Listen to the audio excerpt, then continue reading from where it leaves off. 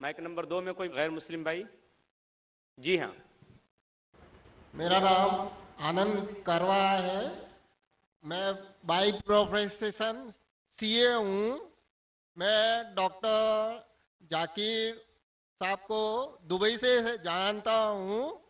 वहाँ पे मेरा एक मुस्लिम फ्रेंड था, उसने आपके बारे में मुझे बताया था। मैं आपका शुक्रिया अदा करना चाहता हूँ कि आपने इस्लाम के बारे में बहुत सारी भ्रांतियों को दूर किया है।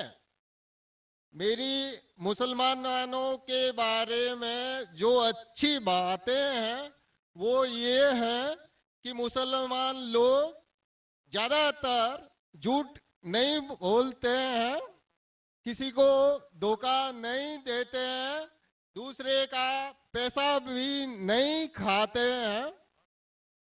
लेकिन मुझे एक बात मुसलमानों से कहनी है कि वो लोग गाय का मांस क्यों खाते हैं। आनंद भाई ने सवाल किया। वो कहते हैं कि वो मुझे दुबई से जानते हैं माशाल्लाह, और कई सालों से मेरे तकरीर सुन रहे हैं, और वो कहते हैं कि उनके तजुर्बे के हिसाब से वो समझते हैं कि मुसलमान अच्छे लोग हैं, सच बोलते हैं, झूठ नहीं बोलते, किसी का पैसा नहीं खाते। लेकिन एक उनको मुसलमानों के बारे में एक चीज़ जो खटकती है कि मुसलमान गाय का गोश्त क्यों खाते, वो उनका सवाल है। मैं पहले बोलना चाहता हूँ भाई साहब आनंद जी कि एक मुसलमान अच्छा मुसलमान रह सकता है 100% शाकाहारी होने के बाद भी। A Muslim can be a good Muslim even by being a pure vegetarian. शुद्ध शाकाहारी होने के बाद भी एक मुसलमान 100% अच्छा मुसलमान रह सकता है। लेकिन क्योंकि अल्लाह सुब्हाना व ताला हमारा रब, हमारा खालिक, कुरान मजीद में अल्लाह ताला फरमाते हैं, सूरह मायदा में सूरह नंबर 5 आयत नंबर 1 में अल्लाह ताला फरमाते कि आप उन 4 पायों जानवरों का गोश्त खा सकते हैं जिनकी हमने इजाजत दी है। अल्लाह ताला फरमाते सूरह नहल में सूरह नंबर 16 आयत नंबर 5 में कि आप कैटल का गोश्त खा सकते हैं। कुरान में जिक्र आता है सूरह मोमिनून में सूरह नंबर 23 आयत नंबर 21 में कि आप कैटल में से आपको मिलता है दूध, उनमें से मिलती है आपको गर्मी, और आप इनका गोश्त खा सकते हैं। तो जब अल्लाह सुब्हाना व तआला हमारा खालिक, हमारा मालिक कहता है कि आप गोश्त खा सकते, तो क्यों हमें नहीं खाना चाहिए? मैं आपको कोशिश करूंगा बताने के लिए कि आज की साइंस ये कहती है कि हमारे जिस्म में हमको प्रोटीन की जरूरत है, कम से कम 23 एमिनो एसिड की जरूरत है। यही 23 में से 8 एमिनो एसिड हमारे जिस्म में नहीं बनते। उसके लिए फर्ज है कि ये हमारे खाने में हमें ये अमीनो एसिड मिलना चाहिए।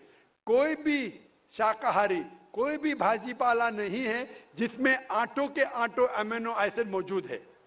फ्लैश में, गोश्त में आटो अमीनो एसिड मौजूद है। इसे साइंस कहती है कंप्लीट प्रोटीन, कंप्लीट फूड। आज साइंस ये कहती है कि फ्लैश फूड में, गोश्त में प्रोटीन है, नियासिन है, विटामिन B1 है, इससे सेहत अच्छी बनती है। और आज आप देखेंगे जो जानवर जो शाकाहारी होते हैं, जो सिर्फ भाजी पाला खाते हैं, भेड़, बकरी, गाय, आप देखेंगे इन जानवरों के दांत इनके चपटे हैं, उनके पास हर्बिवोरस सेट ऑफ टीथ है। ये सिर्फ भाजी पाला खाते, गोश्त खा ही नहीं सकते। जब आप देखेंगे मांसाहारी जानवर के दांत, शेर बब्बर, चीता, उनके नोकीली दांत होते हैं। ये सिर्फ गोश्त खाते हैं, भाजी पाला खा ही नहीं सकते। जब आप अपने दांत आईने में देखेंगे तो भगवान ने, ईश्वर ने, हमारे खालिक ने हमें दोनों दांत दिया है, चपटे दांत भी दिया है और नोकीले दांत भी दिया है। अगर हमारा ईश्वर चाहता था कि हम सिर्फ भाजी पाला खाए तो ये नोकीले दांत क्यों दिया? गोश्त खाने के लिए। आज की साइंस कहती है कि हम जो डाइजेस्टिव सिस्टम है हर्बिवोरस एनिमल का, गाय, भेड़ बकरी के, वो सिर्फ भाजी पाला डाइजेस्ट कर सकते, गोश्त को डाइजेस्ट कर ही नहीं सकते। जो डाइजेस्ट सिस्टम कार्निवोरस एनिमल का है, चीता, शेर बब्बर, ये सिर्फ गोश्त डाइजेस्ट कर सकते, भाजी पाला नहीं। लेकिन हम इंसानों को अल्लाह ताला ने, हमारे ईश्वर ने स्मॉल इंटेस्टाइन भी दिया है, बिग इंटेस्टाइन भी दिया है। हम भाजी पाला भी डाइजेस्ट कर सकते, गोश्त भी डाइजेस्ट कर सकते।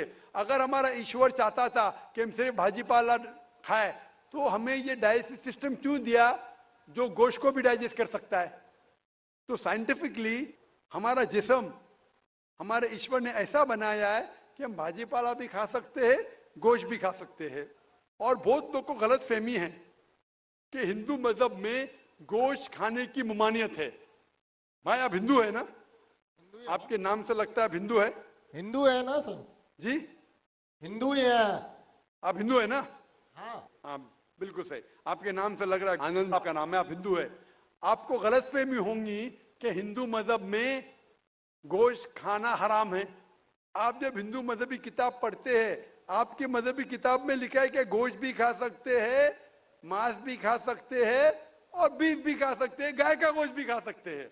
आप जब पढ़ेंगे मनुस्मृति चैप्टर नंबर 5 अध्याय नंबर 5 श्लोका नंबर 30 में लिखा है कि अगर खाने वाले जानवर, अगर खाने वाले मखलूक उस चीज को खाती है जो खाने वाले जानवर है, तो आप कोई गुनाह नहीं कर रहे, क्योंकि ईश्वर ने कुछ मखलूक को बनाया है खाने के लिए और कुछ मखलूक को खा जाने के लिए।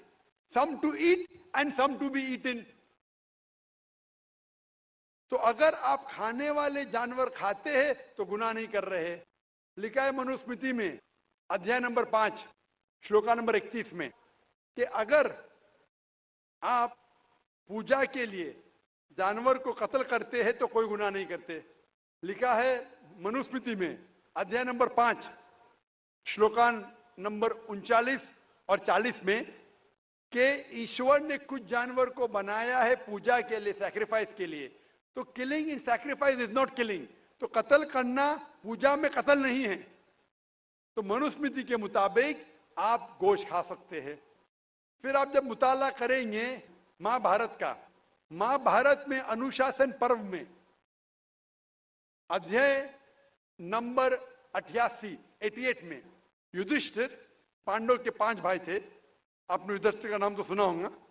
युधिष्ठिर जो पांडव के 5 भाई थे, युधिष्ठिर पांडव में सबसे बड़ा भाई था।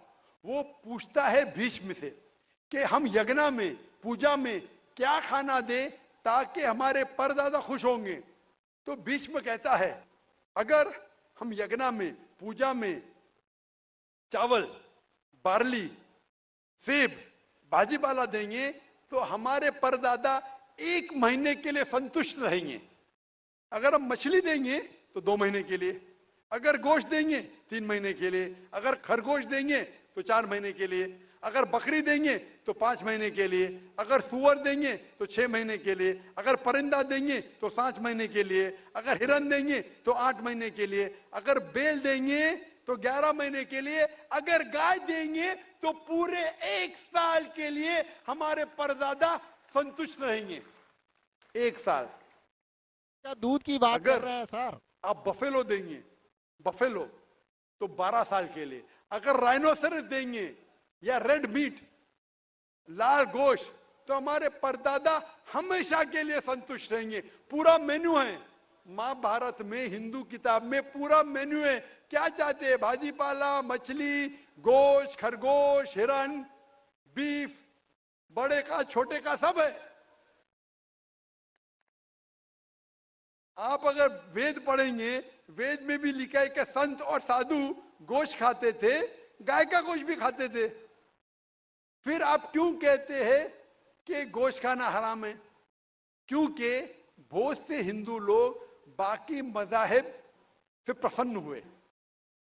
मजहब से प्रसन्न होने के बाद कुछ मजहब मानते अहिंसा में, और वो समझते हैं कि जानवर को कत्ल करना गुनाह है। क्यों? क्योंकि जानवर में जान है, बाजी पाला में जान नहीं है, पेड़ पौधों में जान नहीं, इसलिए बाजी पाला खाना गलत नहीं है, लेकिन जानवर खाना गलत है। आज साइंस तरक्की कर चुका है और हम जानते हैं कि पेड़ पौधों में भी जान है, तो उनकी लॉजिक जरा बदल गई। हाँ हाँ जाकिर भाई, हम जानते हैं पेड़ पौधों में जान है, लेकिन पेड़ पौधे उनको दर्द का एहसास नहीं है, उन्हें दर्द नहीं होता। पेड़ पौधों को दर्द नहीं होता है और जानवर को दर्द होता है, इसीलिए जानवर खाना बड़ा गुनाह है, पेड़ पौधे खाना कम गुनाह है। आज साइंस फिर से तरक्की कर चुका है। तरक्की करने के बाद साइंस ये कहती है कि पेड़ पौधों को भी दर्द होता है, लेकिन उनकी दर्द की आवाज आपको सुनाई नहीं देती। हम इंसान सिर्फ 20 साइकिल्स और 20,000 साइकिल्स के दरमियान फ्रीक्वेंसी में सुन सकते, इसके नीचे इसके ऊपर नहीं सुन सकते। वो चीखते हैं लेकिन हमें उनकी आवाज सुनाई नहीं देती। तो एक शख्स ने मुझसे सबसे ज्यादा बहस किया और कहा कि जाकिर भाई, मैं मानता हूं कि पेड़ पौधों में जान है, पेड़ पौधे को दर्द होता है, लेकिन पेड़ पौधों में सिर्फ 2 या 3 सेंसेस है, जानवरों में 5 सेंसेस है, इसलिए जानवर का कत्ल करना बड़ा गुनाह है।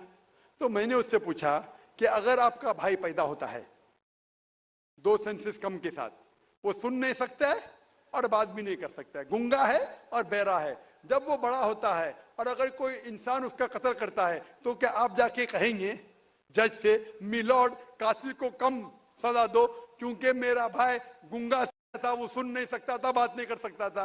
आप तो कहेंगे कातिल को डबल पनिशमेंट दो, मेरा भाई तो मासूम था, ना सुन सकता था ना बात कर सकता था।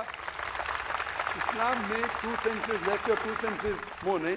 इस्लाम में अल्लाह ताला फरमाते सूरह बकरा में सूरह नंबर 2 आयत नंबर 168 में 168 में, eat of the good things which Allah has provided you, जो अच्छी चीज आपको आपके अल्लाह ने दी है उसको आप खा सकते हैं। तो आप अगर मुताला करेंगे मजहबी किताबों का और साइंस का, गोश्त खाना कोई गलत नहीं है और मुझे खुसूसन कोई गिला शिकवा नहीं अगर गैर मुस्लिम, अगर हिंदू गोश्त नहीं खाते, मुझे कोई गिला शिकवा नहीं, क्योंकि अगर सब हिंदुस्तानी गोश्त खाने लगेंगे तो हिंदुस्तान में गोश्त का भाव बढ़ जाएगा। आज महंगाई का जमाना है, पेट्रोल का भाव बढ़ रहा है, सब हिंदुस्तानी गोश्त खाने लगेंगे तो गोश्त का भाव भी बढ़ जाएगा। तो मुझे कोई गिला शिकवा नहीं आप अगर गोश्त नहीं खाते, लेकिन अगर आप ये कहेंगे कि गोश्त खाना गलत है तो आपको आपकी मजहबी किताबों के बारे में नहीं पता है और साइंस का भी नहीं पता है। अगर आप कहेंगे किसी की जान नहीं लेना चाहिए तो आप 2 मिनट भी जी नहीं सकते। हम जो सांस ले रहे हैं ये जर्म्स है, जर्म्स में भी जान है, आप सांस लेने से उनका कत्ल कर रहे तो आप जी नहीं सकेंगे। इस्लाम में यह है कि जो चीज की इजाजत है वो आप खा सकते, जो हराम है उसको नहीं खाना चाहिए। Hope that answers the question.